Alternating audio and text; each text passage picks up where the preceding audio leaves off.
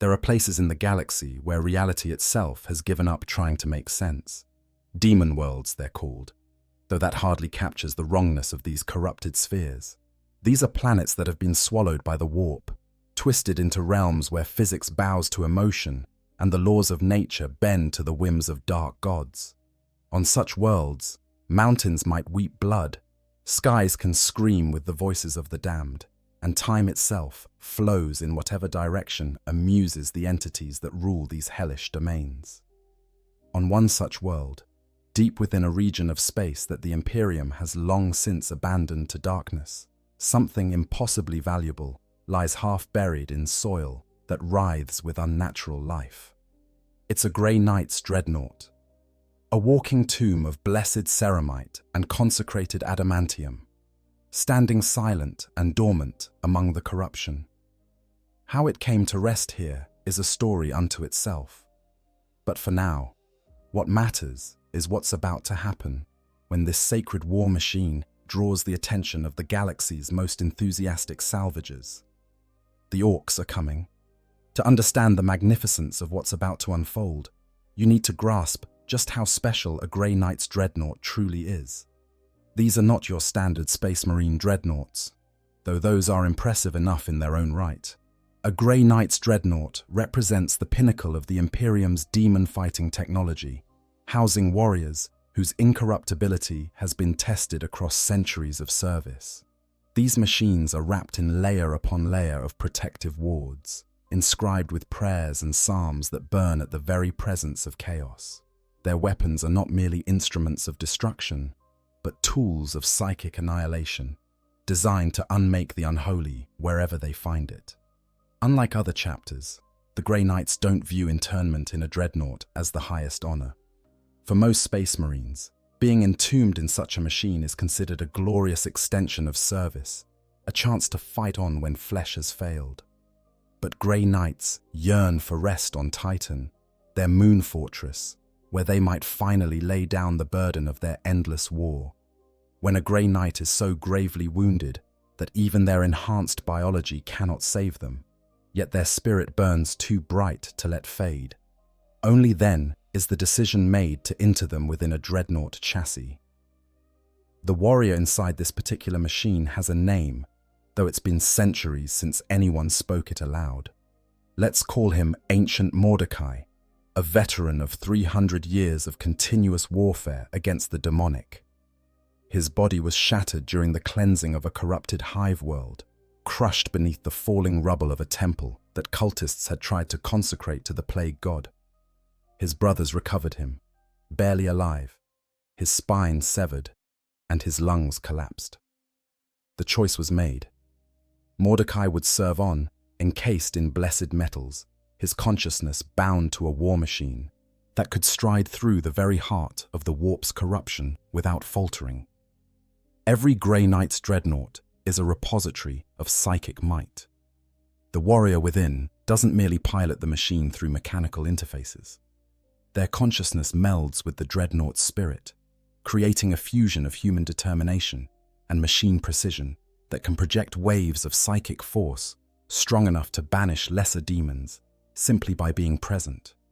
Ancient Mordecai's Dreadnought is armed with a heavy psi cannon, a weapon that fires bolts of psychically charged ammunition capable of tearing through both physical armor and the immaterial essence of warp entities. His other arm bears a massive power fist, blessed by the chapter's most skilled tech marines and inscribed with litanies that cause demons to recoil at the mere sight of it. But what truly makes this dreadnought remarkable is what it represents in terms of purity. Grey Knights are unique among Space Marines. No Grey Knight has ever fallen to chaos, not in over 10,000 years of service. This record is astonishing, unprecedented, and a source of much speculation even among the Inquisition. Some believe it's their gene seed, rumored to be drawn from the Emperor himself, imbued with such fundamental incorruptibility that chaos simply cannot find purchase. Others argue it's their training, the complete mental reconstruction every Grey Knight undergoes, having their memories stripped and their personalities rebuilt around an unshakable core of faith. Most likely, it's some combination of both, along with the constant psychic conditioning and the warding runes tattooed into their very bones. This incorruptibility extends to their dreadnoughts. The sarcophagus that contains ancient Mordecai is wrapped in wards so powerful that lesser demons cannot even approach it without experiencing agony. The machine itself is proof against possession, its machine spirit strengthened by centuries of prayer and sanctification. Where a standard dreadnought might be vulnerable to corruption if exposed to the warp for too long, a Grey Knight's dreadnought can march through the heart of a demon world and emerge untainted. The weapons mounted on these war machines reflect their specialized role. While a standard Space Marine dreadnought might carry assault cannons or lascannons, Grey Knight's dreadnoughts favor tools designed specifically for anti-demon warfare. The heavy psi cannon fires rounds that are blessed in rituals lasting weeks, each shell inscribed with the true names of demon princes, words of power that cause the warp itself to recoil. The Nemesis Doomglaive, a massive force weapon that some dreadnoughts wield, can cleave through reality itself, cutting demon flesh as easily as it shears through steel. Ancient Mordecai's dreadnought also carries defensive systems beyond normal dreadnought capabilities. Psychic hoods amplify his mental powers, allowing him to project an Aegis field that protects nearby allies from psychic assault. Emergency sanctification systems can flood the area around him with blessed oils and sacred incense, creating a zone of consecrated ground that burns demons like acid. Even his footfalls carry the weight of holy purpose, each step etched with micro-runes that leave temporary wards in the ground itself. The chassis stands over 4 meters tall, a towering presence of silver ceramite and grey adamantium. Unlike the colourful liveries of other chapters, Grey Knights deliberately leave their armour unpainted, the metallic sheen representing their role as the pure, unsullied blade of the Emperor. Every surface of the dreadnought is covered in high Gothic script, prayers and oaths hammered into the metal by master artificers. Purity seals hang from its frame, each one containing fragments of sacred texts or relics from battles won against impossible odds. The eye lenses glow with an inner light that isn't entirely mechanical, a manifestation of the psychic power contained within. Now, imagine this magnificent war machine lying dormant on a demon world. The planet around it is a nightmare made manifest. The sky shifts between colors that shouldn't exist, hues that hurt to perceive. The ground beneath the dreadnought isn't quite solid, rippling occasionally like liquid, though maintaining enough stability to support weight. Structures in the distance defy geometry, towers that twist in ways that make the mind rebel at trying to follow their contours. The air tastes of copper and ashes, and sounds that might be screaming or might be laughter echo from no discernible source. This is not a world meant for mortal beings. Demon worlds exist in a state somewhere between the materium and the immaterium, trapped in a permanent warp storm that allows the impossible to become mundane. Physics here is more of a suggestion than a law. Gravity might reverse itself on a whim. Distances can change depending on the observer's emotional state. Time flows in strange eddies, where centuries might pass in moments or seconds stretch into subjective eternities. The corruption is absolute and all-encompassing. The very atoms of the planet have been rewritten by prolonged exposure to the warp. Rocks might have veins that pulse like heartbeats. Plants, if you can call them that, grow in shapes that echo obscene geometries, their movements guided by malevolent intelligence rather than simple phototropism. Water runs uphill, seeking its own level in ways that defy natural law, sometimes flowing in directions that don't exist in three-dimensional space. Demons walk openly here, their forms more stable than they could ever be in real space. Lesser entities cavort through the twisted landscape, their existence sustained by the ambient warp energy that saturates everything. Greater demons rule territories carved out through ceaseless warfare, their domains reflecting their patron gods.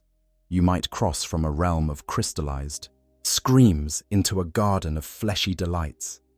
the border marked by a change in the fundamental nature of reality itself. How did ancient Mordecai's Dreadnought end up here? The mission had been a strike against a chaos cult that had seized control of an Imperial cruiser. Grey Knights boarding teams had purged the vessel, killing every cultist and banishing the demons they'd summoned.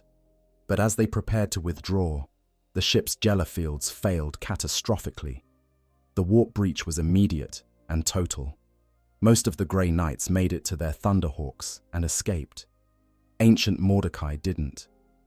His last memory before shutdown was of fighting a greater demon, his weapons blazing as he held a corridor against impossible odds, buying time for his brothers to evacuate.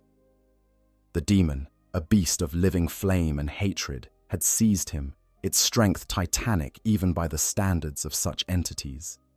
It meant to drag him into the warp, to present this prize to its master. But ancient Mordecai activated his Dreadnought's final defense, a psychic overload that would either destroy him or create a pulse of holy energy strong enough to banish every demon within 100 meters. The pulse worked, sort of. The greater demon was sent screaming back into the warp. But the backlash damaged the Dreadnought's systems, forcing it into emergency shutdown. As the ship tumbled through the warp, reality buckled and twisted. When the vessel finally materialized in real space, it was no longer in the galaxy it had left. It had been expelled into the realm of a demon world, spat out by the warp itself. The ship crashed, breaking apart on impact. Most of it was immediately consumed by the predators of this cursed place. But ancient Mordecai's Dreadnought, protected by its wards, remained intact, buried partially in the impact crater, its systems in deep hibernation. For how long has it lain here? On a demon world, such questions become meaningless. From the perspective of real space, it might have been days or decades. Within the twisted temporality of this place, it could have been centuries or mere heartbeats. The Dreadnought's wards held, keeping corruption at bay, but without power to its primary systems, it could not wake. It became just another strange object in a landscape of impossibilities, avoided by lesser demons who could sense the painful purity radiating from it, ignored by greater powers who had more pressing conflicts to attend to. Until the Orks arrived. Orks landing on a demon world is not as unlikely as you might think. See, Orks are unique among the galaxy's species in their relationship with chaos. They're not immune to corruption, exactly, but they're highly resistant in ways that other races aren't. Part of this comes from their psychology, which is wonderfully, terrifyingly simple. Orks want to fight. That's it. That's the core of their entire existence. They don't desire power in the abstract sense that might tempt a human to chaos. They don't seek forbidden knowledge or perfect sensation or entropic decay. They just want a good scrap, and they're not particularly picky about who provides it. Their gods, Gork and Mork, the twin deities of brutal cunning and cunning brutality, exist in the warp as entities independent of the chaos gods.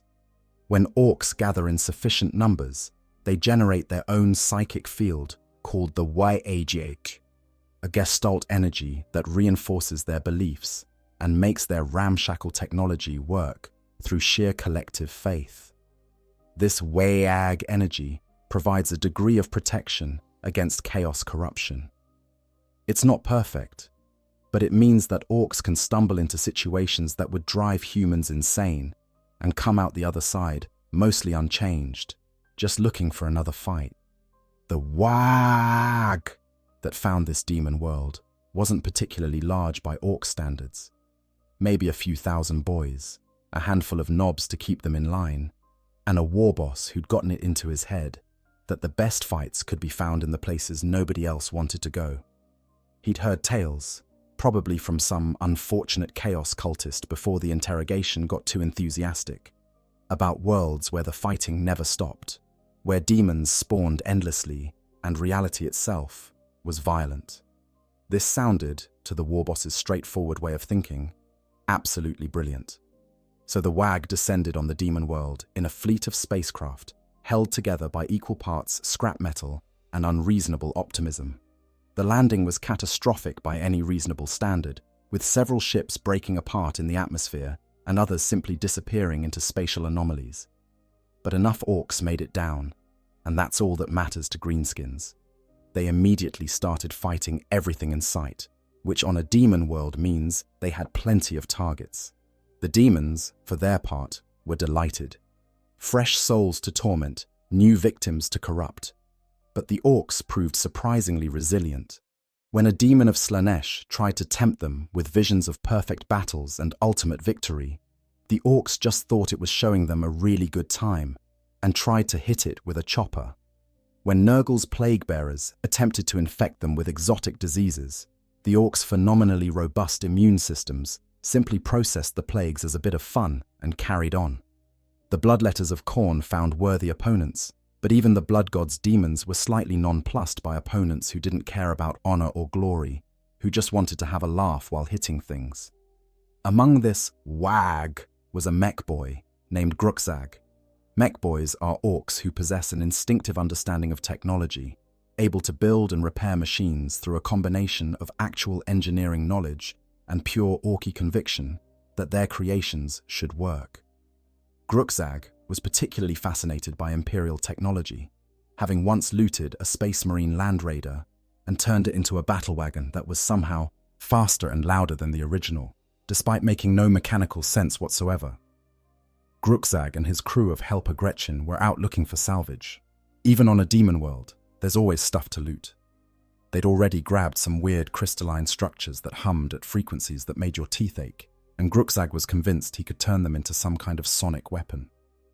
They were dragging their haul across a field of what looked like solidified screams when one of the Gretchen, peering through a battered pair of magnoculars, spotted something that made him squeak with excitement. There, partially buried in a crater, was the biggest, most impressive pile of metal and guns the Gretchen had ever seen. The Gretchen's tiny brain couldn't comprehend what it was looking at, not really. It didn't understand that this was a sacred war machine of humanity's most elite demon hunters. It just saw big, shiny, and covered in gubbins that looked properly shooty. The Gretchen tugged on Grukzag's leg, pointing and chattering. Grukzag looked through his own viewing device, a telescope that had once belonged to an Imperial Navy officer and now sported multiple lenses of wildly varying quality. His eyes widened. Now, Grukzag was smarter than your average Ork, which isn't saying much, but it meant he could recognize quality craftsmanship when he saw it. This thing, whatever it was a masterwork. The lines were clean despite the obvious damage. The armor plating looked thick enough to stop anything, and those weapons. Oh, those beautiful weapons. He could see a massive cannon of some kind, sleeker than Ork shooters, but undeniably powerful. The other arm ended in what looked like a giant fist, and Grukzag's experienced eye could tell it was some kind of power weapon, something that would crackle with energy when activated. The whole machine stood on legs that spoke of surprising mobility for something that size. This wasn't just a gun platform. This was a proper walker, a mech, a titan in miniature. Grukzag made a decision then and there. This magnificent piece of machinery was going to be his. He'd fix it up, get it working, and then he'd have the biggest, baddest war machine in the whole Warg. The war boss would have to give him more boys to boss around. He might even get to be a big mech. The possibilities made his heart, such as it was, race with excitement. He bellowed orders to his Gretchen crew, and they scurried forward, carrying tools and chains.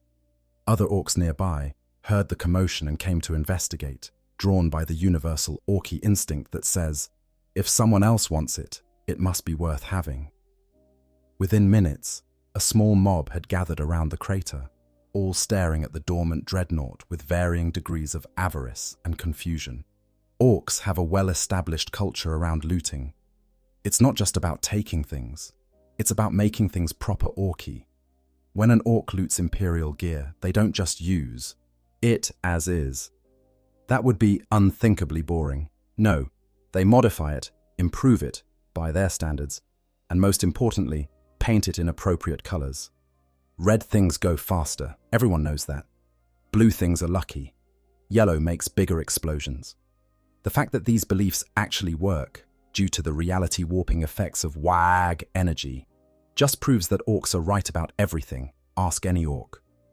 But this presented a unique challenge. The Dreadnought was huge, far too large for any single orc to claim without a fight. Grukzag might have spotted it first, but that didn't mean much in orc society. If someone bigger wanted to take it, they'd have to settle the matter the old-fashioned way, with violence. Several of the larger knobs were already eyeing the find with proprietary interest, calculating whether they could take Grukzag in a fight. Before any of that could escalate, something unexpected happened. The Dreadnought's eye lenses flickered. Just for a moment, a brief pulse of light from within the machine. Every orc in the vicinity froze.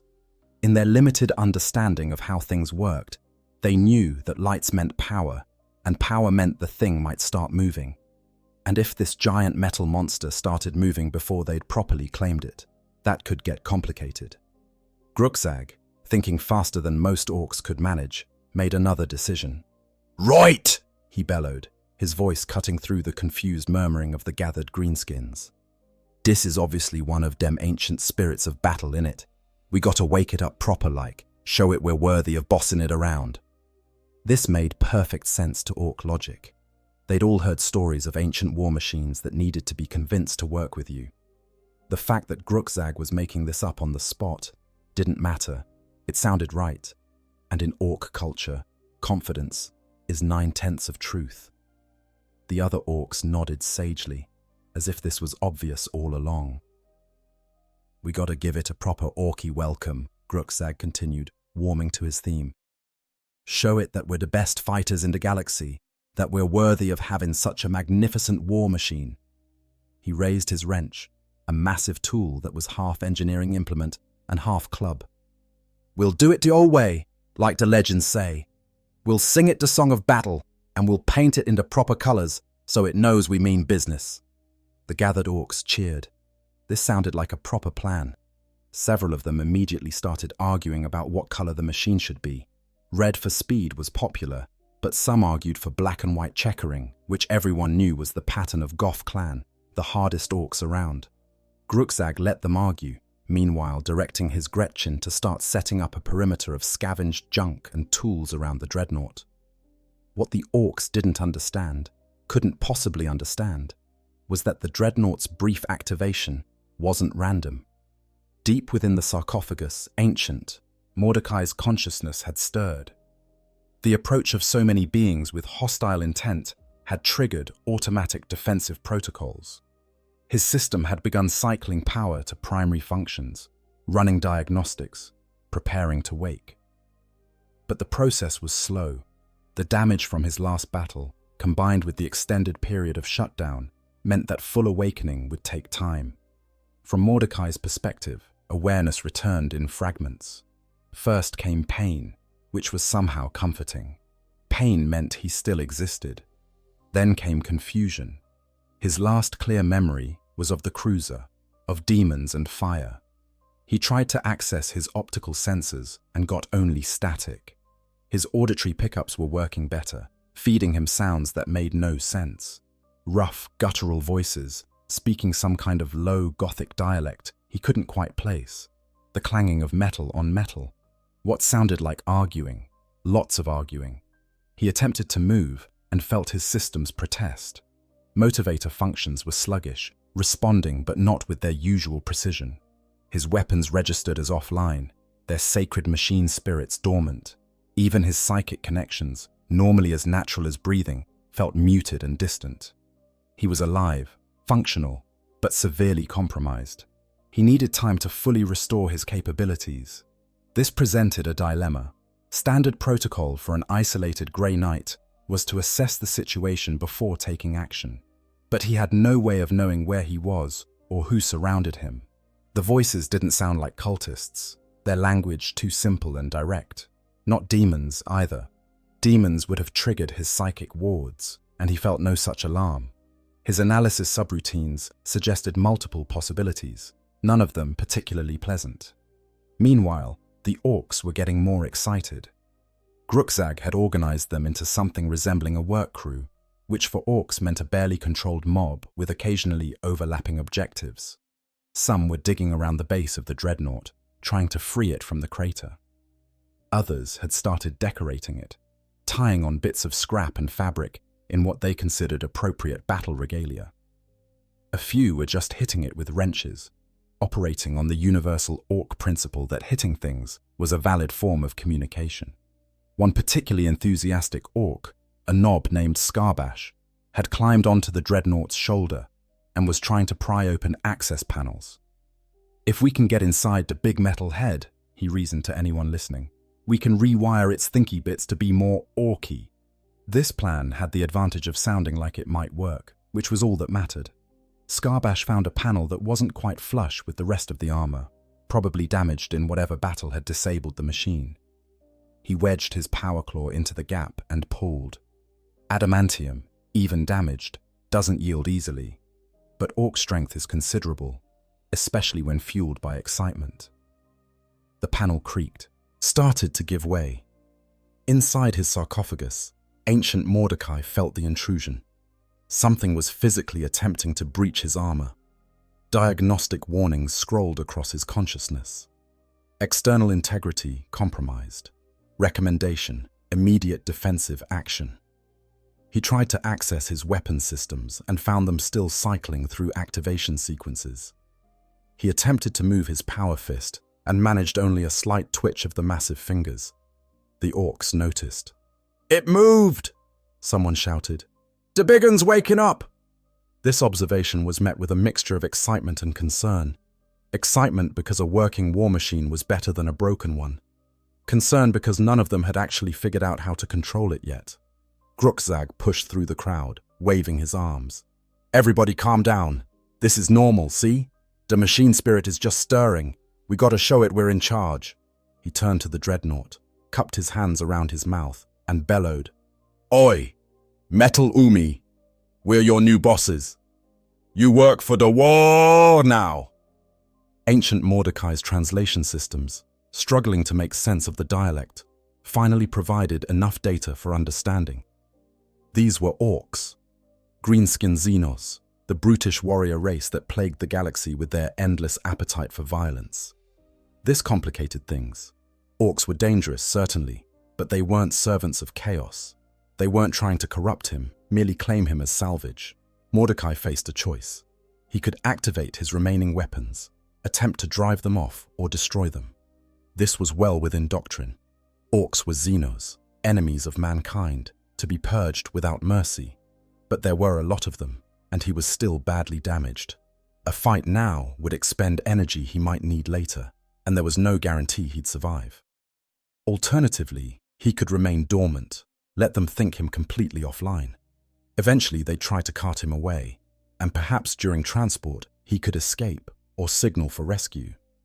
This option appealed to his tactical sense, but it galled him on a fundamental level. A Grey Knight didn't hide, didn't play dead, while Xenos defiled sacred war gear. Before he could fully commit to either course of action, the decision was made for him. Scarbash, still perched on the Dreadnought's shoulder and feeling quite proud of himself, finally succeeded in prying off the damaged panel. Beneath it, he could see wiring and power conduits exposed to the open air. "Aha!" he exclaimed. "I found the good bits." He reached in with his power claw, grabbed a bundle of cables, and pulled. The cables were, in fact, primary power distribution lines, heavily shielded and not meant to be casually handled. When Scarbash's claw, still crackling with its own energy field, touched them directly, the result was spectacular. Electrical arcs shot through the knob's body, lighting him up like a grotesque lamp. He convulsed, his teeth chattering, smoke rising from his scorched flesh. The Orks watching cheered, thinking this was some kind of test that Scarbash was winning. But the jolt of power had done something inside the Dreadnought. Those cables, now damaged, were shorting directly into the main reactor. Instead of the controlled, gradual power-up that Mordecai's systems had been attempting, he got a massive surge of energy all at once. Safety systems shrieked warnings. His consciousness blazed with sudden, painful awareness as every system in the Dreadnought came online simultaneously. Scarbash, still being electrocuted, was about to receive an additional surprise. The Dreadnought's automatic defensive protocols, now fully powered, recognized a hostile entity in direct contact with its frame. The response was immediate and merciless. The power fist, which Mordecai still couldn't fully control consciously, moved on its own, guided by machine spirit instinct. It reached up, grabbed the convulsing orc, and squeezed. The sound of breaking bone and ruptured organs was surprisingly quiet, almost anticlimactic compared to the electrical pyrotechnics still playing across the scene. Scarbash's scream was cut short as the power fist compressed his torso into something that barely resembled its original shape. The Dreadnought tossed the corpse aside with dismissive force, the body sailing through the air to land in a crumpled heap 20 meters away. The other orcs, for just a moment, fell silent. They stared at their fallen comrade, then at the Dreadnought, which was now fully awake and standing at its full, imposing height. Steam vented from its joints. Its eye lenses blazed with that characteristic Grey Knight's luminescence, a light that wasn't quite of this world. The massive psi cannon swiveled, targeting servos whirring as it tracked across the assembled greenskins. Then, from the Dreadnought's speakers came a voice. It was mechanical, yes, synthesized through a vocoder, but underneath the electronic distortion was unmistakable authority, the voice of a warrior who had faced down demons and never known fear. Ancient Mordecai spoke, his words in High Gothic, the language of the Imperium's priesthood and nobility. Identify yourselves, Xenos, and explain why you have defiled sacred war gear of the Emperor's chosen. The Orks didn't understand High Gothic. To them, it was just threatening-sounding noise, which on one level was perfectly fine because Orks appreciate a good threat.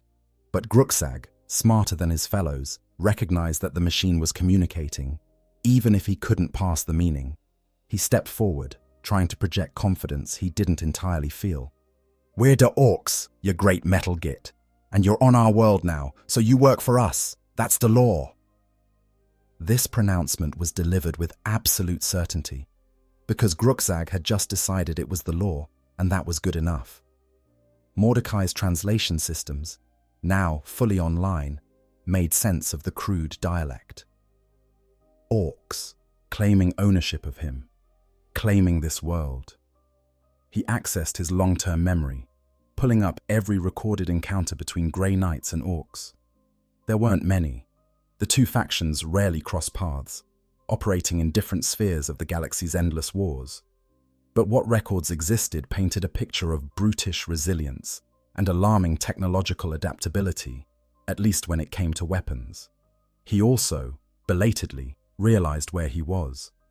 His sensors were detecting warp signatures everywhere, a level of corruption that could mean only one thing. This was a demon world, which explained much about his situation. A ship crash, emergency shutdown, and now he was stranded in one of the worst possible locations, surrounded by Xenos, who seemed entirely too comfortable in an environment that should be driving them mad. Ancient Mordecai made his decision. "This world belongs to the ruinous powers, Xenos. Your presence here is foolish. My presence here is temporary. I am a weapon of the Emperor, and I shall not be claimed by greenskins." His psi cannon powered up, the characteristic whine of its charging capacitors audible even over the ambient noise of the demon world. "Disperse, or be purged." The Orks looked at each other. Some of the younger boys were calculating whether they could outrun the cannon. The knobs were weighing whether their armor would stop whatever that thing fired. Gruxag was thinking about whether he could build a similar weapon if he had enough time to study the wreckage. It was another Ork, a massive war boss who'd heard the commotion and come to investigate, who made the decision. Boss Griknash stood over 2.5 meters tall, covered in scars and trophies from a lifetime of violence. He carried a power claw that looked like it had been ripped from an Imperial knight and mounted on his arm through pure force of will. He pushed through the crowd, looked up at the Dreadnought, and grinned, exposing tusks filed to sharp points. "Lads," Griknash announced, his voice carrying across the crater, "that thing just killed Scarbash. That means it's got fight in it. And if it's got fight in it, well, I want it. He raised his claw, pointing at the Dreadnought. We ain't gonna just take it, boys. We're gonna earn it like proper orcs. We're gonna fight this metal git until it decides we're worthy of bossing it around. This was the kind of logic that made perfect sense to every orc present. You didn't just claim things, you proved you deserved them through violence. And if this machine wanted to fight back, well, that just made it more valuable when they eventually won. The boys began spreading out, checking their weapons, cracking their knuckles in anticipation. Gretchen scattered to the edges, knowing that when orcs got serious about fighting, small creatures had a habit of becoming collateral damage. Ancient Mordecai watched this deployment with a mixture of respect and irritation. The orcs were crude, but they weren't stupid. They were setting up flanking positions, using the crater's terrain for cover. Some had heavy weapons, looted Imperial equipment by the look of it, that could pose a threat even to his armor. This wasn't going to be a simple dispersal. This was going to be a proper battle. He ran combat calculations. His reactor was online but not at full capacity. The Psi Cannon had 6 rounds in its current magazine, each one capable of devastating area damage. His power fist was fully functional, crackling with barely restrained energy.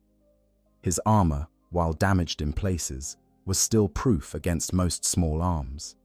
His wards were intact, and his psychic capabilities were returning, his connection to the warp filtering back in as his consciousness fully synchronized with his Dreadnought form. But there were a lot of orcs, dozens at least, maybe more arriving by the minute. And this was a demon world, which meant combat would likely attract other attention, the kind of attention he was in no shape to handle. He needed to break their morale quickly, make them realize that claiming him was going to cost more than they were willing to pay. The first shots came from the orcs, as he'd expected. Heavy stubbers opened up, tracer rounds stitching patterns across his armor. Explosive bolts followed, crude rockets that detonated against his ceramite plating with respectable force. Nothing penetrated, but the impacts were still significant, each one draining energy from his shield systems as they absorbed the kinetic force. Mordecai responded with precision. The Psi Cannon fired once, a single round arcing toward the heaviest concentration of orcs. The shell's psychically charged warhead detonated among them, and the result was spectacular. Reality itself seemed to buckle at the point of impact, a sphere of translucent energy expanding outward. Orcs caught in the radius weren't just killed, they were unmade, their bodies dissolving into component molecules as the psychic charge disrupted the fundamental forces holding their matter together. Over a dozen greenskins simply ceased to exist in a single instant. The remaining orcs didn't retreat. If anything, they got more excited. "That's a proper gun, that is!" one of them shouted gleefully, even as he charged forward with a chain axe roaring. This was the Orky way. Danger didn't discourage them, it made the fight more appealing. The more likely you were to die, the better the story would be if you somehow survived. Gruxag, watching from a relatively safe distance, was taking mental notes. That weapon, that beautiful weapon, if he could just get his hands on it, figure out how it worked, he could build something similar. Maybe not quite as good. Orcs weren't usually ones for subtlety or precision engineering, but something close, something that made that satisfying sound when it fired. He was already sketching designs in his head, powered by nothing more than wishful thinking and the absolute certainty that if he believed hard enough, he could make it work. Boss Griknash, meanwhile, was doing what war bosses did best, leading from the front in the most violent way possible. He'd gotten close to the Dreadnought, dodging its initial attacks through a combination of surprising agility and sheer luck. His power claw struck the Dreadnought's leg, tearing into the armor with shrieking metal. It didn't penetrate completely, the blessed adamantium living up to its reputation, but it left deep gouges that sparked with damaged circuitry. Mordecai felt the impact, diagnostic warnings informing him of reduced mobility in his left leg. He brought his power fist down in a crushing overhead blow, but Griknash rolled aside, the massive weapon creating a crater where he'd been standing a moment before. The warboss came up swinging, his claw catching the edge of Mordecai's power fist and actually managing to deflect it, a testament to both Orc strength and the quality of the looted Imperial equipment. This was going poorly, Mordecai realized. Not catastrophically, but each moment he spent fighting these Orcs was energy he couldn't afford to waste. He needed a different approach. He accessed his psychic abilities, reaching out with his consciousness into the warp. On a demon world, this was dangerous. The boundary between materium and immaterium was thin here, permeable. But Grey Knights were trained for exactly this kind of work. He found what he was looking for. Threads of psychic energy woven through the fabric of reality. These were the wards he maintained, invisible to normal sight, but clear to his psychic perception. He pulled on these threads, channeling power through them, and his dreadnought blazed with silver light. The Aegis, the psychic shield that protected Grey Knights from the corrupting touch of chaos, manifested in physical form. The effect on the Orcs was immediate and disorienting. Suddenly, approaching the dreadnought felt wrong. Not dangerous in a way they could fight, but wrong in a fundamental sense that made their simple brains rebel. It was like trying to charge into a wall they couldn't see, or fighting against a current that existed only in their minds. Several Orcs faltered, their battle lust warring with this inexplicable reluctance. But not all of them. Gricknash, driven by a war boss's single-minded determination, pushed through the psychic resistance. It cost him, causing a splitting headache that would have felled a lesser creature. But Orcs were nothing if not stubborn. He closed distance again, and this time when his claw struck, it found a weak point where Scarbash's earlier tampering had damaged the armor plating. The claw punched through, and Gricknash twisted, prying at the wound he'd created. Warning klaxons screamed in Mordecai's consciousness. Structural integrity compromised, reactor shielding at risk. He couldn't let the Orc continue this attack. The power fist rose again, but this time Mordecai didn't try to hit the town war boss directly. Instead, he brought it down on the ground next to Gricknash, using the impact to launch debris and dirt into the air, momentarily obscuring the Orc's vision. In that brief moment of distraction, Mordecai fired the psycannon at point-blank range, not at Gricknash, but at the ground beneath him. The psychically charged round detonated, creating an eruption of earth and stone that flung the warboss backwards. Gricknash tumbled through the air, crashed into a group of his own boys, and came up bleeding from a dozen wounds, his armor cracked and smoking. The warboss laughed, blood streaming down his face, one arm hanging uselessly at his side, and he laughed. "Now that's what I'm talking about," he roared. "That's a proper fight." He pushed himself to his feet, shaking off the boys who tried to help him. "Again! Hit me again, Metal Git! Show me what you got!" Mordecai didn't understand this mentality, couldn't comprehend creatures who sought out pain and danger with such enthusiasm. Grey Knights were warriors of the highest order, yes, but they fought with purpose, with sacred duty driving every action. These Orcs fought because they enjoyed it, found genuine pleasure in violence for its own sake. It was alien to him in ways that even demons weren't, but he was learning to use it. If they wanted a fight, he'd give them one, on his terms. He activated his emergency boosters, jets mounted on his back that were meant for short tactical jumps. With a roar of superheated air, the Dreadnought launched itself backwards, putting distance between him and the Orcs. He landed hard, his damaged leg buckling slightly, but he stayed upright. From this new position, he had a clearer field of fire. The psycannon spoke again and again, each round carefully placed to maximize casualties.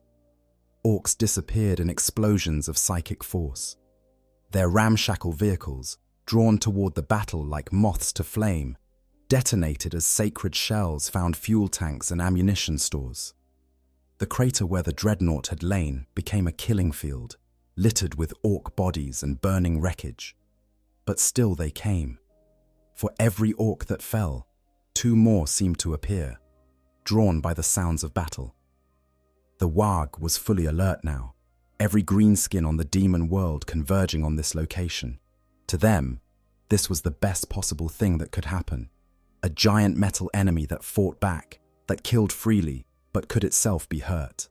This was entertainment of the highest order, a challenge worthy of their attention. Grukzag saw opportunity in this chaos. While everyone else was focused on the fighting, he directed his Gretchen crew to start salvaging pieces of the battlefield itself. Spent shell casings from the Psy-cannon, bits of armor that had been blown off in the fighting, even chunks of orc bodies that might have useful bionics attached. Everything had value if you knew what to do with it. He found something particularly interesting, a section of wiring that had been torn free during Griknash's attack. It still sparked with energy, power flowing through it despite being disconnected. Grukzag's eyes widened. This wasn't normal electrical current. This was something else, something that made his skin tingle and his thoughts move faster. He carefully wrapped it in insulating material, grinning. This was exactly the sort of thing he could work with. The battle raged on for hours, though time was difficult to measure accurately on a demon world. The sky cycled through impossible colors, suggesting either the passage of time or the attention of entities who found the conflict amusing. Ancient Mordecai fought with the precision and endurance of his kind. Every movement calculated, every shot placed with surgical accuracy. His ammunition was depleting, his reactor running hot, but he showed no signs of stopping. The Orks fought with their characteristic enthusiasm, learning from each failed attack, adapting their tactics in ways that would have impressed more sophisticated races. They started using their numbers to better effect, coordinating rushes from multiple directions. Some Orks brought up looted artillery, firing it with cheerful disregard for accuracy. A few even managed to hit the Dreadnought, though the damage was minimal. Then the demons arrived. On a demon world, significant violence attracts attention. The entities that ruled this place were always watching for opportunities, for moments when the veil between worlds grew thin enough for them to manifest more fully. A battle of this intensity, with all the emotional energy of the WH field colliding with the psychic purity of a grey knight, was impossible to ignore. They came in waves, lesser demons at first, bloodletters of horn, drawn by the promise of skulls and combat. They materialized from nowhere, stepping out of spaces that shouldn't exist, their brass swords raised, and their demon voices screaming challenges. They saw the Orks and attacked without hesitation. They saw the Dreadnought and recognized it for what it was, a weapon of the hated Emperor, and their hatred intensified. The battle became three-sided chaos. Orks fought demons with the same enthusiasm they'd been fighting the Dreadnought. The bloodletters discovered that Orks made excellent opponents, aggressive and fearless, their psychic field providing some protection against demonic abilities. Ancient Mordecai, meanwhile, found himself in his element. This was what he was made for. The Psy-cannon, blessed specifically to destroy creatures of the warp, cut through demons like they were nothing, each shot banishing multiple entities back to the Imperium. But more kept coming. Plague bearers shuffled into existence. Nurgle's gift of disease and decay given form. They spread across the battlefield, touching orc and metal alike, trying to corrupt everything with their presence. The Orks, with their incredibly robust biology, largely shrugged off the plagues. Some got sick, sure, vomiting and developing horrible lesions, but most just carried on fighting. Grukzag watched one orc fight a plague bearer while simultaneously coughing up what looked like his own lung, and made a mental note about orc disease resistance for future reference. The demons found ancient Mordecai to be a different problem entirely. Every plague that touched his armor withered and died, burned away by his wards. His psychic presence was anathema to them, a beacon of purity that caused physical pain to entities of the warp. When a plague bearer got too close, trying to embrace the Dreadnought with its diseased grasp, the Aegis activated automatically. The demon shrieked as its essence was torn apart, scattered back into the warp in fragments that would take centuries to coalesce again. Pink horrors appeared, censures mocking demons, giggling and hurling bolts of warp fire. These proved more dangerous, their sorcery bypassing physical armor to strike at the spiritual level. Mordecai felt pain as their attacks connected, Not physical damage, but assaults on his soul. He responded with prayers, spoken aloud in High Gothic, words of power that had been used to banish demons since before the Age of Strife. The pink horrors split into blue horrors when destroyed, which then became brimstone horrors, a cascade of lesser demons that nonetheless still posed threats. The Orks were having the time of their lives. Fighting both metal enemies and demonic ones simultaneously was exactly the kind of challenge they'd been hoping for. Boss Gricknash, patched up by a pain boy who'd managed to reattach his damaged arm with generous amounts of wire and wishful thinking, was bellowing orders and leading charges against anything that moved. "This is proper entertainment, this is," he roared, his claw taking the head off a bloodletter, even as his boys surrounded a plague bearer and beat it into non-existence with their choppers.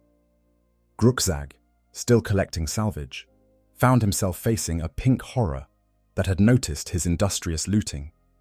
The demon hurled a bolt of warp fire at him, but Gruxag dove behind a chunk of debris, the mystical flame scorching the ground where he'd been standing. Thinking quickly, he grabbed one of the pieces he'd salvaged earlier, a chunk of the Dreadnought's armor plating, and held it up like a shield. The next warp fire bolt hit the armor plate and stopped, fizzling against the wards still inscribed on its surface. Gruxag blinked, looked at the plate, then at the horror, then back at the plate. A slow grin spread across his face. He'd just discovered that bits of the Grey Knight machine could protect against demon magic. This was incredibly valuable information. The demon, realizing that its attacks were useless, tried to retreat, but Gruxag was already moving. He swung the armor plate like a club, smashing it into the horror's form. The demon split into two blue horrors, but Gruxag and his Gretchen crew were ready, beating the smaller demons into submission with salvaged metal until they dispersed. Ancient Mordecai, fighting on multiple fronts, began to realize the full extent of his predicament.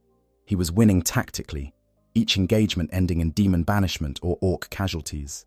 But strategically, this was unsustainable. His ammunition was nearly depleted. His reactor was overheating. His damaged leg was compromising his mobility. And most critically, the intensity of his psychic presence was only attracting more and more powerful demons.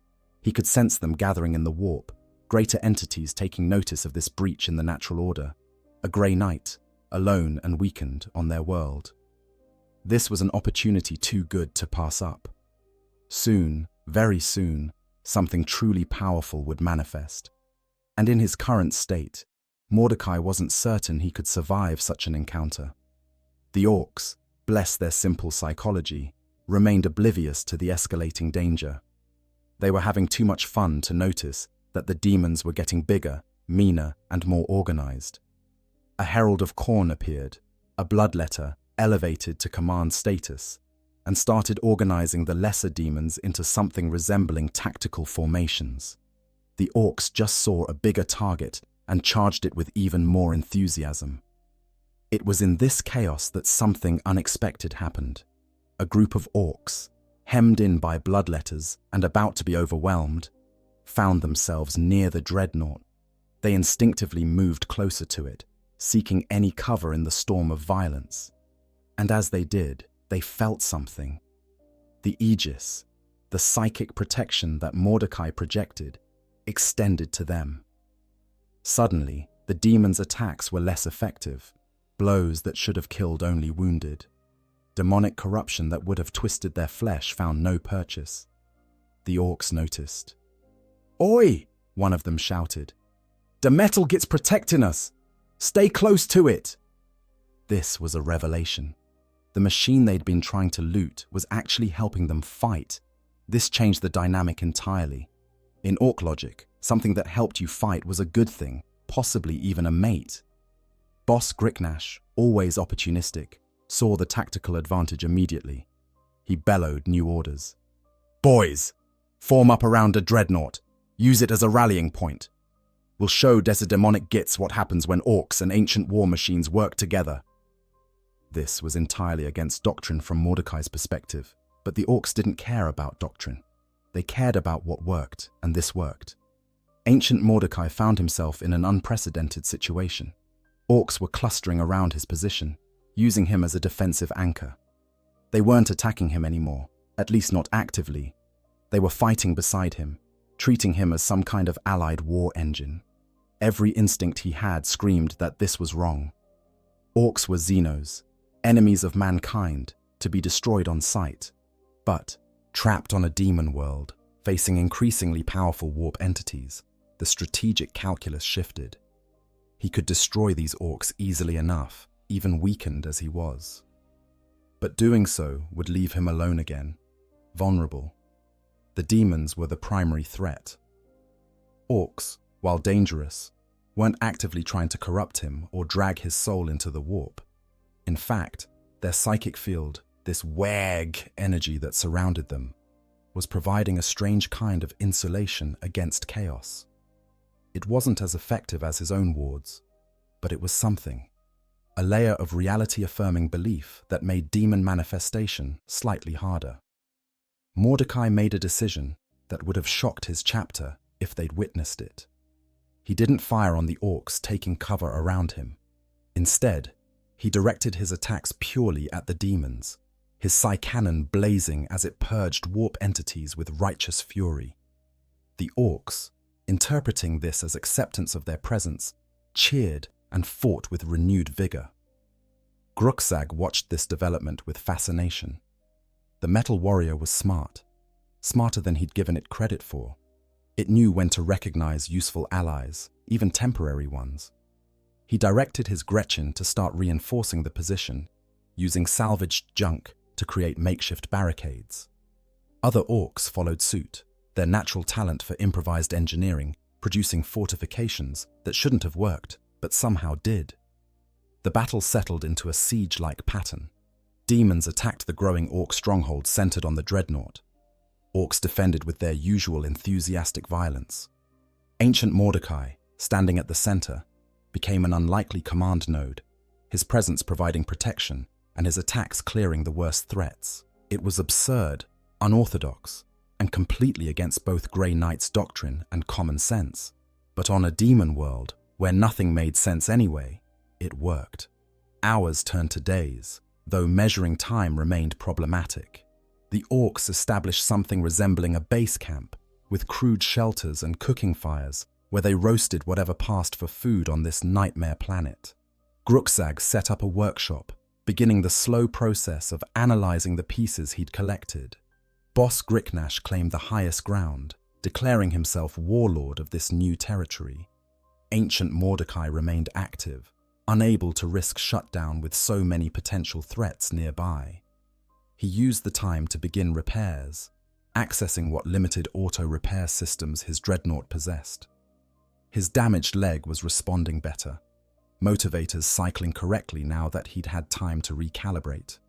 His reactor had cooled to safe operating temperatures. Most critically, his ammunition had been replenished through a stroke of luck or fate. One of the Orks, exploring the crater where he'd initially lain, had found the Dreadnought's ammunition stores. The cases had survived the crash intact, protected by the same wards that shielded the parent machine itself.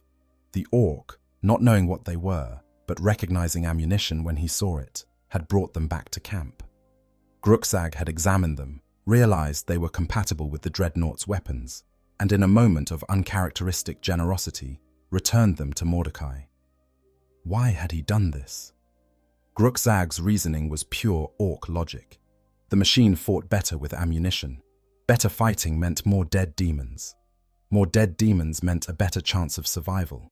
Therefore, giving the machine ammunition helped everyone. Plus, Grukzag had kept a few rounds for study, so it wasn't entirely selfless. Communication between Mordecai and the Orks remained minimal. The language barrier was significant, and both sides remained fundamentally suspicious of the other. But they developed a working relationship based on mutual advantage. The Orks defended the Dreadnought against physical threats, swarming any demon that got too close. Mordecai provided psychic protection and heavy weapons support. His psi cannon clearing out demon concentrations that would have overwhelmed the Orks. This arrangement would have continued, possibly indefinitely, except for one problem. The greater demons had finally decided to act personally. A bloodthirster, one of Horn's greatest servants, manifested at the edge of the makeshift fortress. It stood over 7 meters tall, wings of brass and leather spread wide, a massive axe in one hand and a whip of burning blood in the other. Its presence was so powerful that the ground itself cracked beneath its feet, unable to support the weight of so much concentrated fury given form. The bloodthirster spoke, and its voice was every battlefield roar, every death scream, every violent rage that had ever existed. "Grey Knight," it rumbled, the words causing physical pain to everyone who heard them. "I know you. I can taste your essence. You've slain my kin for centuries. Now you're alone, damaged, surrounded by greenskin vermin. Your chapter won't save you. The Emperor won't save you. Nothing can save you." Ancient Mordecai looked up at the greater demon, his optical sensors analyzing the threat. This was bad. Bloodthirsters were among the most dangerous entities the warp could produce, matched only by the champions of the other Chaos gods. In his prime, fully operational, and with brother Grey Knights at his side, this would have been a challenging fight. In his current state, with damaged systems and limited ammunition, this was likely unsurvivable. The orcs around him sensed the change in atmosphere. This wasn't just another demon. This was something truly deadly, something that radiated violence in a way even they found intimidating. But intimidation wasn't the same as fear, not for orcs. Boss Gricknash stepped forward, his power claw raised. "That's a big one, ain't it, lads?" he called out to his boys. "Means it'll be worth more when we bring it down." The bloodthirster's attention shifted to the war boss. "You amuse me, orc. Your courage is admirable, if pointless. I'll enjoy your skull for my throne." It crouched, preparing to leap, to close the distance in a single bound and tear the orc apart before anyone could react. This was the moment when ancient Mordecai made a choice that would define his reputation among those who ever heard this tale. He could let the demon kill the war boss. It would be one less Xenos in the galaxy. But that war boss had fought beside him, however temporarily. Those orcs had defended his position, had shared their salvaged ammunition, had created a defensive line that had kept lesser demons from overwhelming him during his repairs. The Grey Knights were incorruptible, yes, but they were also pragmatic. They understood sacrifice, understood that sometimes the enemies of chaos were more valuable alive than dead. And in that moment, on a demon world surrounded by horrors, ancient Mordecai decided that these particular orcs had earned something very few Xenos ever received from the Imperium's finest. As the bloodthirster leapt, Mordecai moved. His damaged leg protested, servos whining with the strain, but he pushed forward, positioning himself between the demon and the war boss. His power fist rose to intercept the bloodthirster's axe, the two weapons meeting with a thunderclap of released energy that sent shockwaves radiating outward. Orcs were flung from their feet. Lesser demons still on the battlefield simply evaporated from the collision of so much concentrated power. "You want the orc?" Mordecai's synthesized voice rang out, speaking in the demon tongue now, the language of the warp itself. "You go through me first, servant of the blood god." The bloodthirster's face, if such a horror could be said to have expressions, showed surprise. "A Grey Knight defending greenskins? Have you fallen so far? Has isolation broken what even chaos could not corrupt?" It pressed forward, its axe seeking to overcome the power fist's resistance through sheer strength. Mordecai didn't answer with words. Instead, he channeled psychic energy through his Dreadnought, the wards on his armor blazing with silver light. The aegis expanded, becoming visible even to normal sight, a dome of protective force that encompassed the entire orc position. The bloodthirster howled as it touched the barrier, sacred energy burning its demonic essence. "I haven't fallen," Mordecai stated, his voice carrying absolute conviction. "I've made a tactical decision. These orcs fight against your kind. By human standards, they're simple, brutish, and violent. But they don't serve the ruinous powers. And right now, that makes them more valuable alive than you." The psi cannon fired at point-blank range, the psychically charged round catching the bloodthirster in its torso. The demon staggered backward, a crater blown in its chest where the shell had detonated. It didn't die. Greater demons weren't that easy to destroy, but it was hurt, genuinely wounded in a way it hadn't experienced in centuries. The Orks, recovering from their shock, saw their moment. With a collective roar that shook the air, hundreds of greenskins charged. They swarmed over the bloodthirster like ants on a beetle, hacking and shooting with everything they had. Individually, they were no threat, but collectively, empowered by their WH field and protected by Mordecai's aegis, they became a flood of violence that even a greater demon couldn't ignore. Boss Gricknash was at the forefront, his power claw tearing chunks from the demon's legs. Other knobs followed, their weapons finding gaps in the bloodthirster's supernatural armor. Gruxag, in a moment of inspiration, threw some of his collected wards at the daemon. They stuck to its flesh and burned like acid, the blessed inscriptions reacting violently to contact with pure chaos. Ancient Mordecai didn't relent. His power fist struck again and again, each blow driving the bloodthirster back.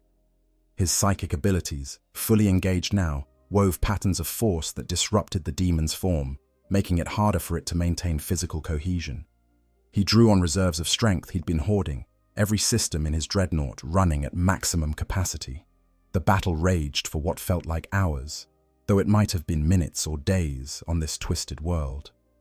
The bloodthirster fought with the fury of its patron god, its axe cleaving through Orks with each swing, its whip pulling victims into its grasp to be torn apart.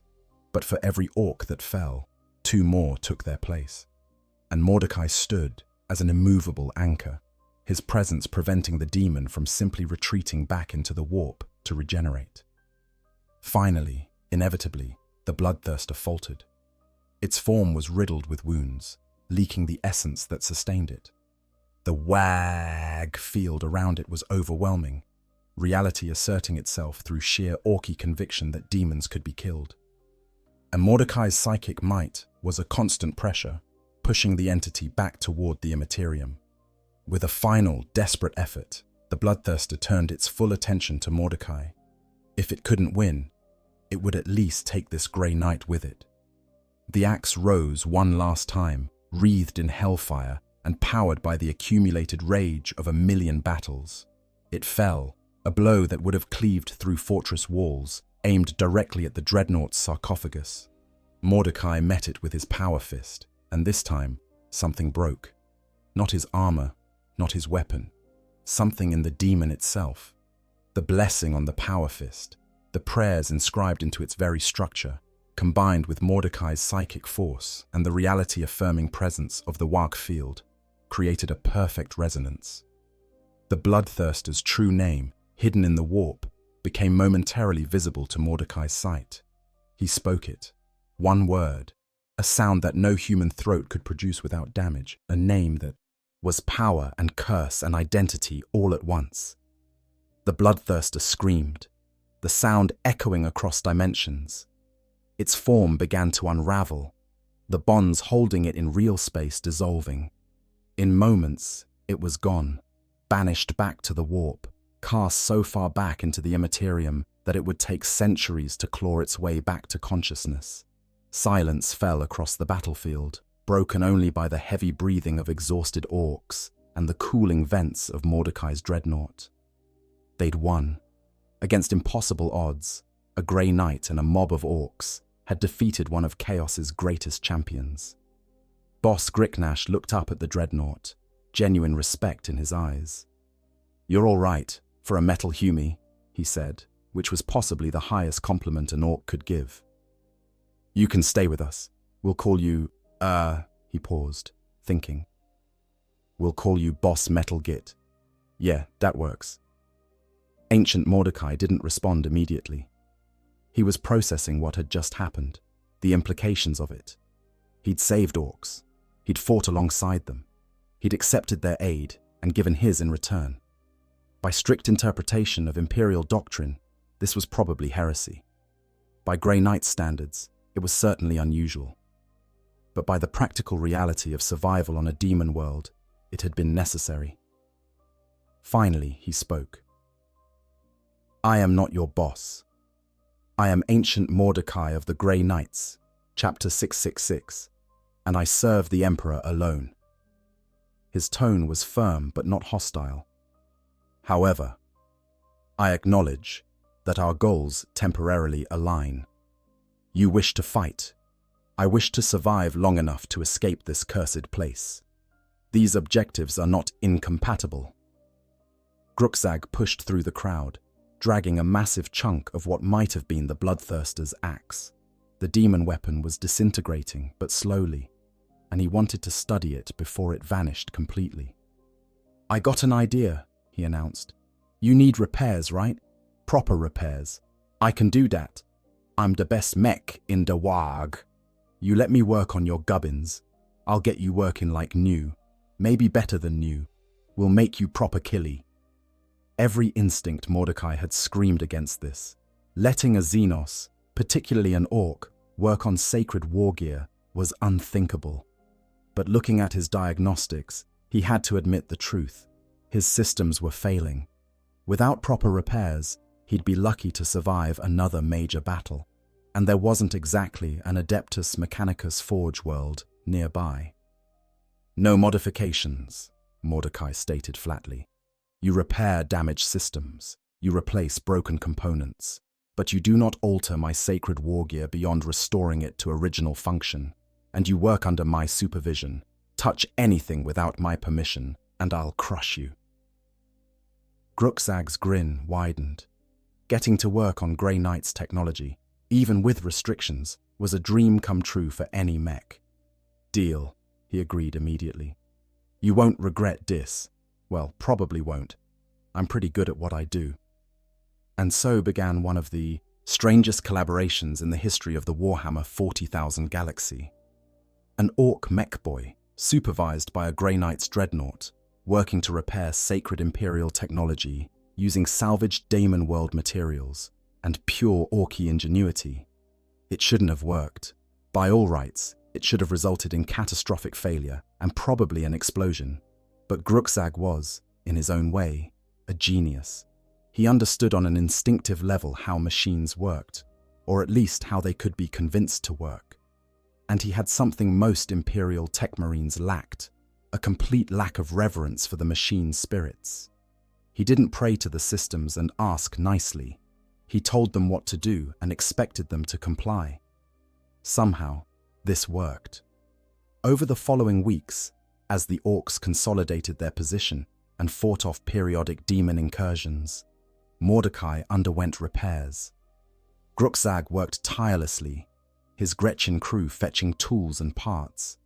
He rewired damaged circuits, replaced broken servos, even managed to fashion new armor plates from salvaged materials that he'd convinced to be proper, tough, through liberal application of prayer to Gork and Mork. The repairs were crude by Imperial standards, mixing sanctified technology with Orkish improvisation. But they were effective. Mordecai felt his systems stabilizing, his mobility improving. The damaged leg that had plagued him was functioning correctly again. His reactor was running cleaner, more efficiently. Even his weapons were responding better.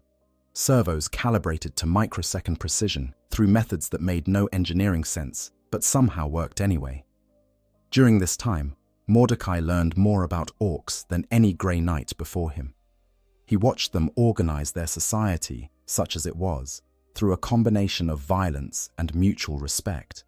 He observed their technological process, the way they could build functional weapons from literal garbage. He listened to their conversations, crude and simple, but revealing an alien worldview that was both fascinating and repellent. The Orks, for their part, developed a strange respect for Boss Metal Git. They saw him as a warrior of legendary skill, a fighter who'd stood against a greater daemon and won. They appreciated his straightforward communication style, the way he said what he meant and followed through on threats. And they valued his protection. the way his presence kept the worst of the Daemon world's horrors at bay. Grukzag, working so closely with the Dreadnought, began to understand its nature better than any Ork ever had. He realized that there was an actual person inside, not just a machine spirit, but a living consciousness. This fascinated him. The idea of becoming one with a machine wasn't alien to Ork culture. They had their own crude cybernetics, but this level of integration was beyond anything they could achieve. "What's it like?" Grukzag asked one day, while replacing a damaged power coupling. "Being all metal and wires but still thinking and fighting like a proper warrior."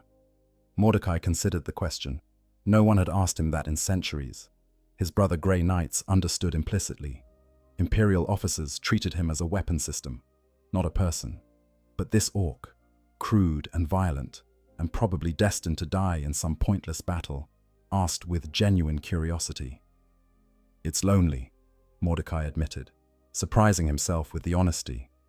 "I remember being flesh. I remember what it felt like to walk without servos, to breathe without air processors. That's gone now. All I have is war. I wake to fight. I sleep between battles. My chapter honors me, but I'm more relic than brother." Grukzag nodded, as if this made perfect sense. "Yeah, but you're good at fighting, right? That's what matters. You're proper killy, and you keep going when lesser gits would have quit. That's something to be proud of, that is." He tightened a bolt with more force than necessary. "We Orks, we live to fight too. Maybe we ain't so different, you and us, just different ways of doing it." This comparison would have been insulting in any other context. Grey Knights were the Emperor's chosen, psychically empowered champions of humanity. Orks were Xeno's brutes who lived for violence. The two were nothing alike. And yet, in that moment, Mordecai couldn't entirely dismiss the observation. Both he and these Orks existed primarily to fight. Both found purpose in combat. The causes were different, the scale was different, but the core was similar. The weeks became months, or what passed for months on a demon world. Time here didn't flow in straight lines. Sometimes days seemed to last forever, the perpetual twilight stretching into subjective eternities. Other times, weeks would compress into what felt like hours, the Orks looking up to find their fortifications weathered by time they hadn't experienced passing. Mordecai tracked it as best he could with his internal chronometers, but even those struggled with the temporal distortions inherent to a world saturated in warp energy. The Orks expanded their territory through methods that were characteristically direct. They identified demon-held positions and attacked them, caring nothing for tactical subtlety or strategic planning beyond "go there, hit things until they stop moving." What made this effective wasn't sophistication, but sheer bloody-minded persistence. Demons could be banished, forced to regenerate in the warp before manifesting again. Orks just kept coming, spawning from the fungal spores their bodies released upon death. Grukzag, watching this cycle, had an epiphany that would have impressed Imperial strategists if they'd ever heard of it. The demon world's environment, hostile to most life, was actually perfect for Orks. The ambient warp energy that would drive humans insane or mutate them into horrors actually seemed to feed the Ork fungal ecosystem. Spores grew faster here, releasing more Orks who matured at accelerated rates. Within weeks, the Welag had doubled in size purely from local reproduction. This created a sustainable presence. For the first time in the demon world's history, there was an ecosystem that could compete with chaos itself. The Orks weren't winning exactly, but they weren't losing either. They'd achieved equilibrium through the simple expedient of being too stubborn to die out and too violent to ignore. Ancient Mordecai observed this with a mixture of academic interest and growing concern. If Orks could establish themselves on a demon world, what did that mean for the galaxy at large? The crude fortifications the Orks built were architectural nightmares by any standard of engineering.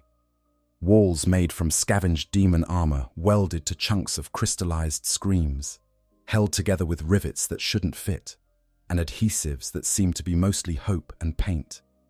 Yet they stood. More than stood. They worked. When bloodletters charged these walls, they found them as impassable as blessed ceramite. When demon fire struck them, the makeshift materials absorbed impacts that should have shattered them. Mordecai, observing Grukzag's construction methods, began to understand the true nature of Ork technology. It wasn't that their machines worked because they believed they worked, though that was part of it. Rather, their collective psychic field literally rewrote local reality to match their expectations. If enough Orks believed that a wall built from garbage and prayers to Gork and Mork could stop demon attacks, then the universe itself bent to accommodate that belief. It was the opposite of chaos corruption, reality being imposed through sheer force of collective will. This had implications for his own repairs. The components Grukzag had installed shouldn't function. They were made from materials that had no business being in a Dreadnought, shaped by tools that operated on principles that defied physics. Yet they worked, and they worked well. Mordecai's diagnostic systems showed performance metrics that exceeded original specifications in some areas. His targeting computer, rewired by Grukzag, using what appeared to be demon weapon components cleansed through unknown means, was tracking targets with microsecond accuracy that put even baseline Grey Knight's equipment to shame. The mech boy had, somehow, improved upon sacred technology through methods that would have tech marines reaching for their flamers. And Mordecai, trapped between pragmatism and doctrine, had allowed it. Because it worked. Because survival demanded accepting help from sources that doctrine said should be destroyed on sight. During these long months, the character of the Ork settlement evolved. What had begun as a temporary camp became something more permanent. The Orks built workshops where mechs crafted weapons from demon world resources. They established training yards where young Orks, freshly sprouted from the fungal mat that now covered entire sectors of their territory, learned to fight. They even created something resembling a command structure, with Boss Griknash as overall warlord and various knobs commanding specific regions. Ancient Mordecai found himself integrated into this structure, whether he'd intended to be or not. The Orks treated him as a combination of heavy weapons platform and spiritual anchor. When they planned attacks, they factored in his firepower. When they set up defensive positions, they built them around his location.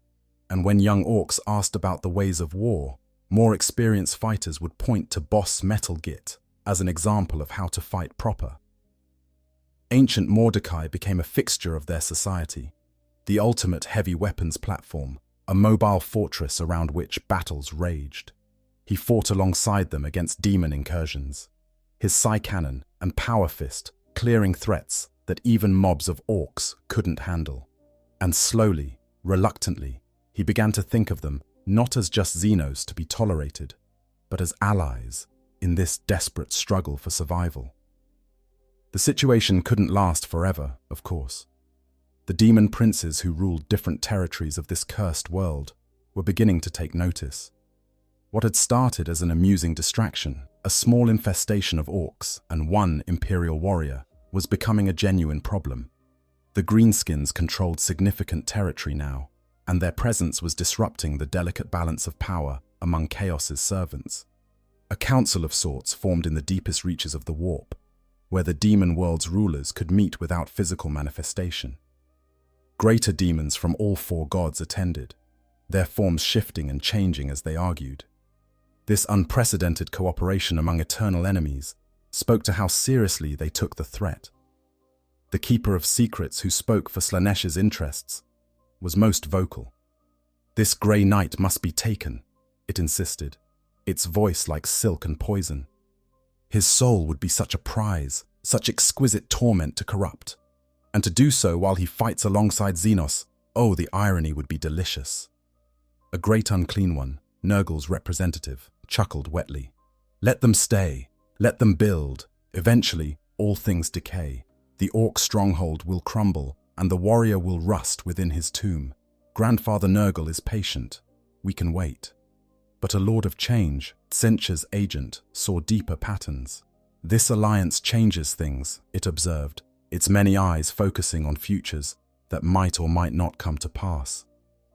If one Grey Knight can work with Orks, others might follow. If Xenos and humans can find common cause against us, even temporarily, it shifts probabilities in unfavorable directions. This must be ended, not because of what it is, but because of what it might become. The bloodthirster who'd been banished by Mordecai and the Orks had finally regenerated enough to manifest at the meeting, though its form was still translucent and weak. "I will lead the assault," it declared, pride overwhelming common sense. "I will redeem my failure and claim that Grey Knight's skull for the brass throne." The others exchanged glances that conveyed skepticism without needing words. The bloodthirster had failed once already, spectacularly so, but it was tradition to give warriors a chance at vengeance, and its fury might prove useful even if it fell again. Permission was granted, and the demon princes began marshalling their forces for a coordinated assault, unlike anything the Ork settlement had faced before. Back in the material realm, if this twisted place could be called material, Grukzag was having a breakthrough. He'd been studying the pieces of blessed wargear he'd collected, trying to understand how the protective wards worked. Imperial technology relied on faith and prayer as much as engineering, with tech priests singing hymns to machine spirits and inscribing holy symbols on critical components. Grukzag didn't have faith in the Emperor, but he had absolute conviction in Gork and Mork. What if, he reasoned, you could make Ork wards? Protective symbols that drew power from the WH40K field, instead of the Emperor's light. The principle should be the same, belief made manifest through psychic energy. He'd seen weird boys channel WH40K power into destructive attacks. Why not defensive applications? He began experimenting, inscribing crude symbols onto armor plates and weapons. Most did nothing. Some exploded spectacularly, which was entertaining if not useful. But a few, just a few, began to resonate with the ambient WH40K energy.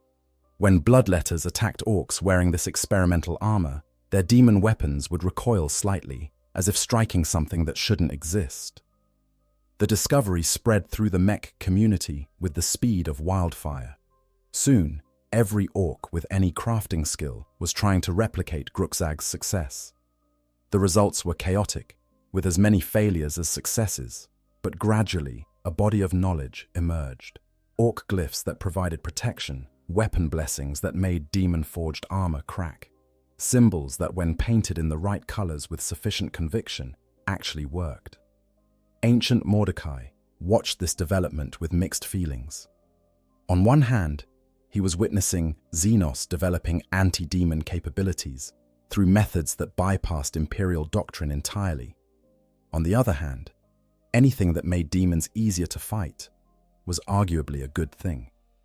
The theological implications were headache-inducing, but then he'd already crossed so many doctrinal lines that one more hardly seemed to matter. During one of their working sessions, as Grukzag installed yet another improvised component, Mordecai decided to share information that might prove crucial.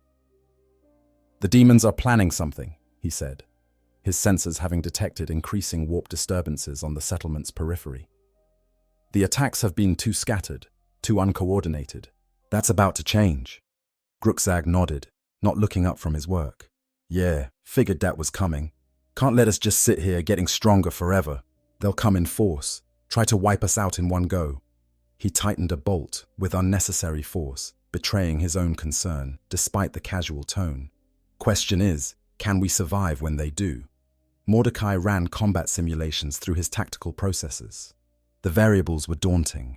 Unknown number of attackers, uncertain level of coordination among daemon factions, environmental factors that changed by the hour. But he had one advantage that few trapped on demon worlds possessed: actual experience fighting coordinated daemon armies and living to remember it. "We can survive," he said finally, "if we prepare correctly. The Orks' natural resistance to corruption is significant. My presence provides psychic shielding. Grukzag's experimental wards add another layer of protection. But we'll need more than defense. We'll need to identify and eliminate their command structure quickly." This sparked an animated discussion about tactics that went on for hours. Grukzag called in other Orks, including Boss Griknash, and they planned with surprising sophistication. Oh, the language was still crude, full of phrases like, "we'll smash 'em good," and "proper killy-like." But the underlying strategy was sound. Create killing zones that maximize their firepower. Establish fallback positions for when lines inevitably broke. Identify likely vectors for greater demon manifestation, and pre-position heavy weapons there. The Orks took to this planning with enthusiasm, not because they particularly cared about strategic theory, but because it meant they'd get to fight a really big battle. And really big battles were what Orks lived for. They began modifying their fortifications, building what Gruxag called kill boxes, enclosed spaces that could be flooded with crossfire from multiple angles. They positioned salvaged artillery on elevated platforms that shouldn't support their weight, but did. They even dug trenches, which no Ork had probably done willingly since the War of the Beast. Mordecai contributed what he could. His knowledge of demon tactics, accumulated over 3 centuries of warfare, informed their defensive planning. He identified weak points in their perimeter and suggested reinforcements. He calculated optimal firing angles for his Psy cannon and shared those calculations with Ork gunners, translated into terms they could understand. Shoot at the big gate when the red light blinks was less precise than targeting coordinates, but it worked. The settlement transformed over a period of weeks into something that resembled an actual military installation. Still crude, still held together by conviction and improvised engineering, but with thought behind its construction. When veteran Orks looked at the preparations, they felt pride, which was unusual. Orks typically didn't bother with such things, preferring to solve problems with violence as they arose. But this was different.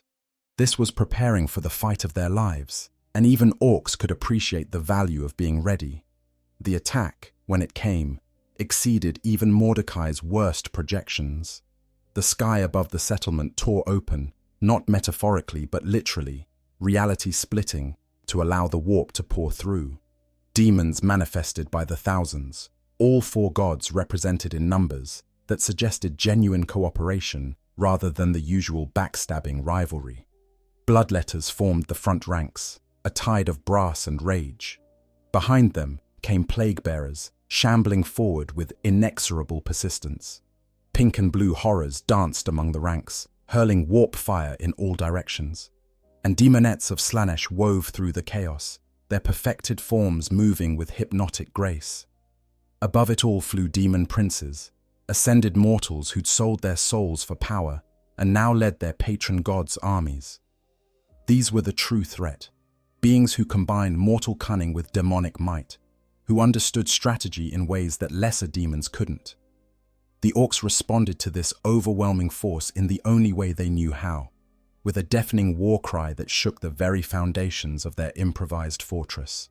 Thousands of throats roared, "Wag!" in unison, the sound so powerful that it became a physical force, a wave of psychic energy that actually pushed back against the demon tide for a precious few seconds.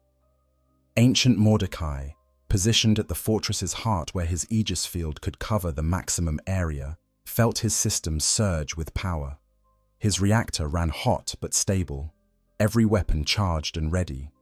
This was what he was made for, what every Grey Knight existed to do. Fighting demons wasn't just duty, it was purpose incarnate.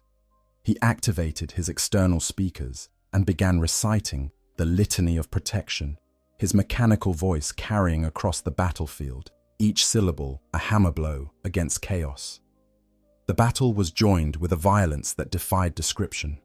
Bloodletters crashed into Ork defensive lines like a crimson tide, their hellblades cutting through armor and flesh with ease. But the Orks didn't break. They met demon ferocity with their own brand of vicious joy, choppers rising and falling, shooters barking defiance.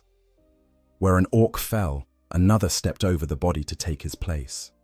The wag field intensified, reality asserting itself through pure, stubborn conviction that demons could bleed and die like anything else. Mordecai's Psy cannon sang its holy song, each round a prayer made kinetic. He fired with mechanical precision, his targeting systems identifying high-value targets and eliminating them with brutal efficiency. A herald of Khorne, organizing bloodletters for a concentrated push, simply ceased to exist as a psychically charged shell found its mark.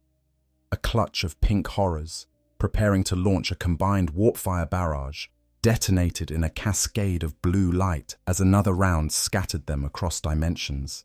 But there were so many. For every demon banished, 2 more manifested. The tear in reality above wasn't closing, sustained by the combined will of the demon princes who commanded this assault.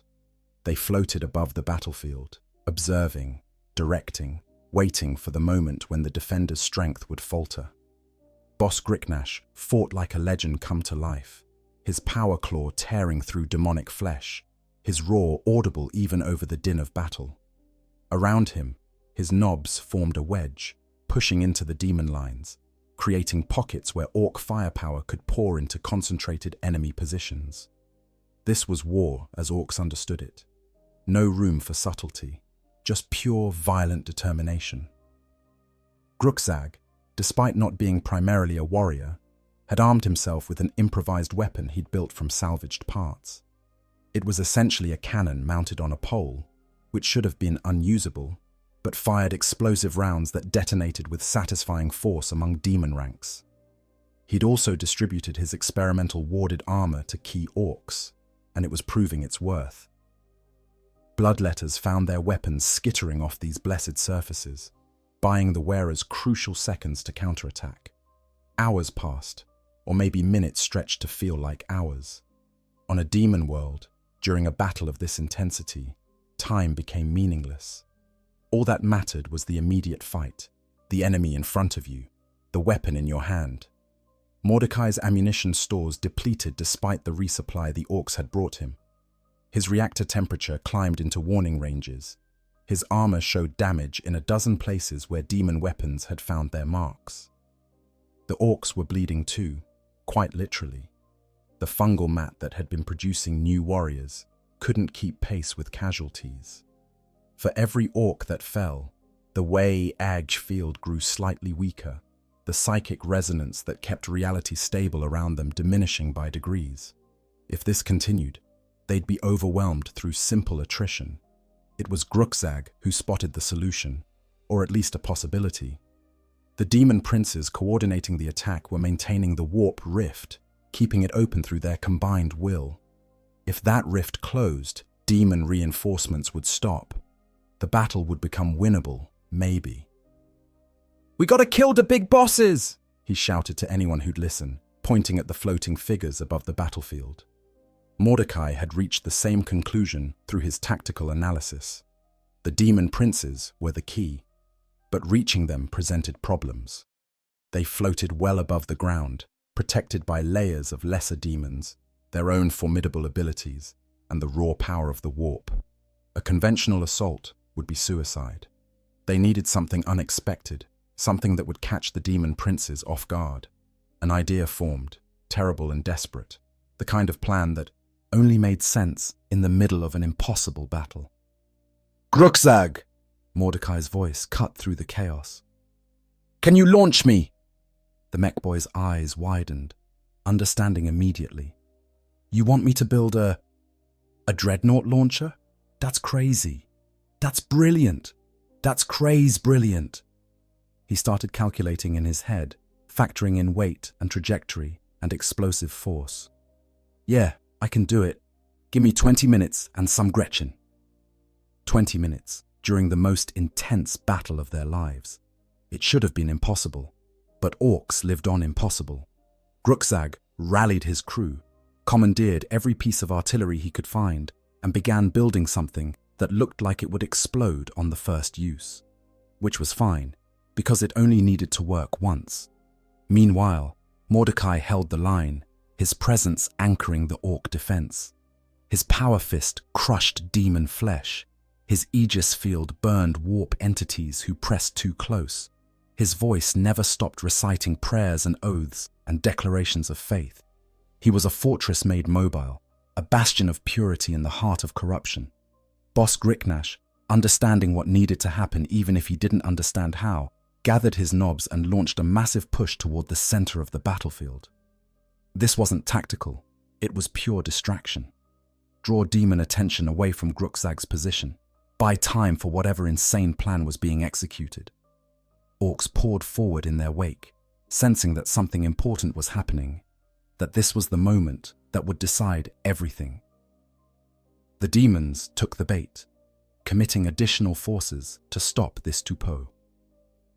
The demon princes above took notice, their attention focusing on the Ork advance. This was the moment Mordecai had been waiting for. "Grukzag," he called. "Now!" The mech boy pulled a lever that probably shouldn't have been connected to anything important, but somehow controlled everything.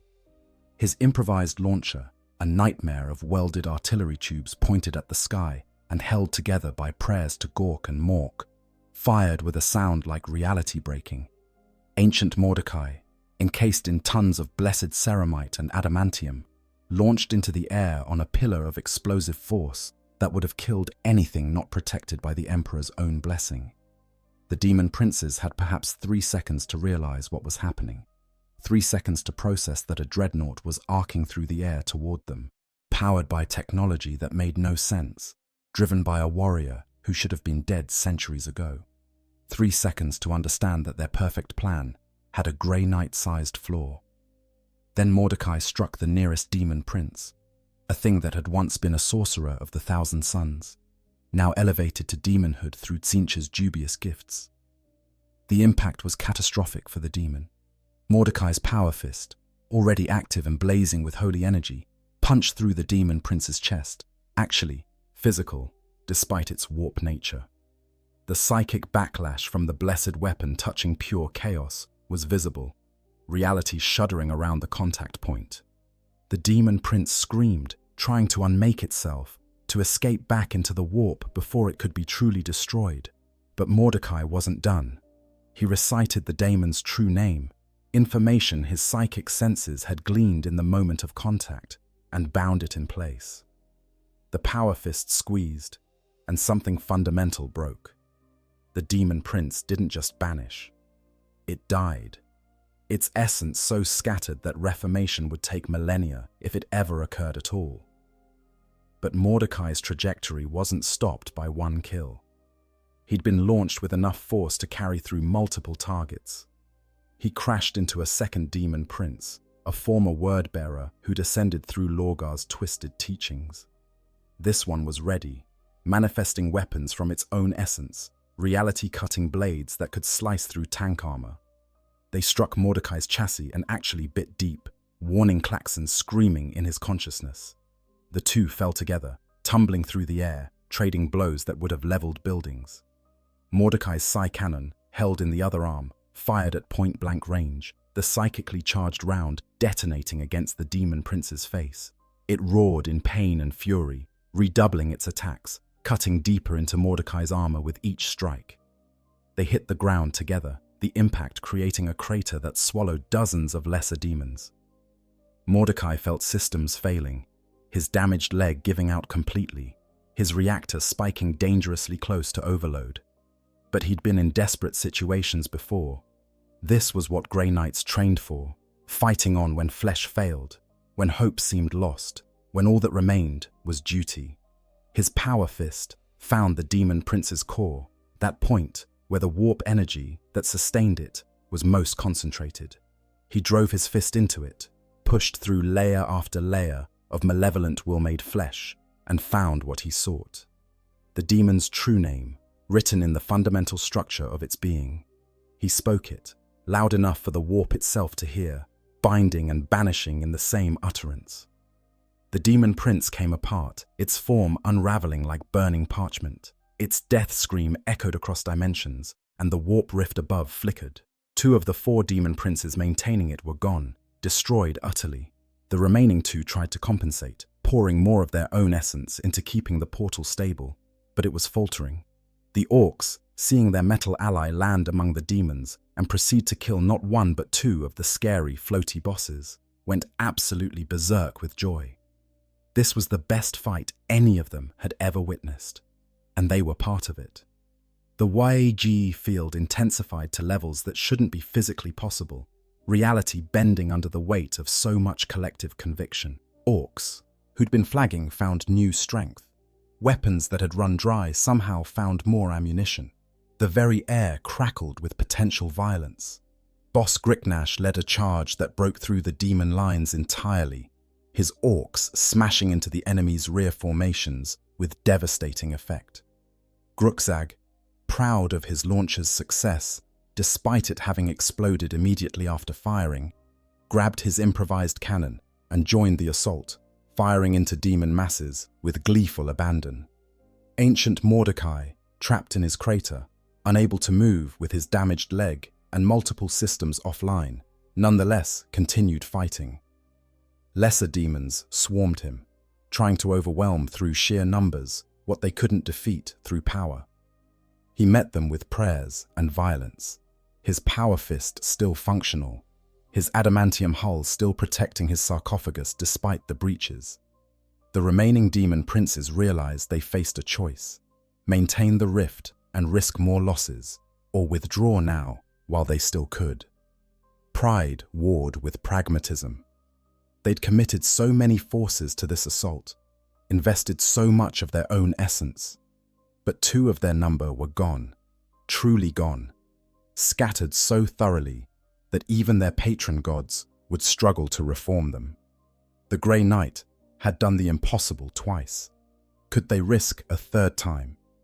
The decision was made for them when the Bloodthirster, the one who'd been banished once already, finally succumbed to wounds accumulated in the fighting below. An Orc Knob had gotten lucky, his power claw finding a gap in the demon's armor at exactly the moment when dozens of shooters concentrated fire on the same spot. The greater demon didn't die exactly, but it was banished again, cast back into the warp for another long period of regeneration. This was the breaking point. The remaining demon princes cut their losses, withdrawing their sustaining will from the warp rift. It collapsed with a sound like the universe sighing in relief, the tear in reality sealing itself as natural laws reasserted control. Demons still on the material side found themselves suddenly unsupported by the warp's energies. Some popped out of existence immediately. Others fled, seeking places where the barrier between worlds was thin enough for them to escape. The rest fought on until the Orks or Mordecai's weapons found them. The battle ended not with a climactic final blow, but with gradual realization that the enemy was gone. Orks looked around, found nothing left to fight, and began celebrating. Some collapsed where they stood, exhausted beyond even Orc endurance. Others started looting, because old habits died hard. A few, the youngest and most energetic, started arguing about who'd killed the most demons. Boss Gricknash made his way to Mordecai's crater, looking down at the damaged Dreadnought with something approaching respect. "That was proper impressive, that was," he said, wiping demon blood from his face. "You killed 2 of the big bosses all by yourself. I ain't never seen nothing like that." Mordecai's systems were in critical condition. His reactor was overheating, his armor breached in dozens of places, his weapons depleted, his mobility gone.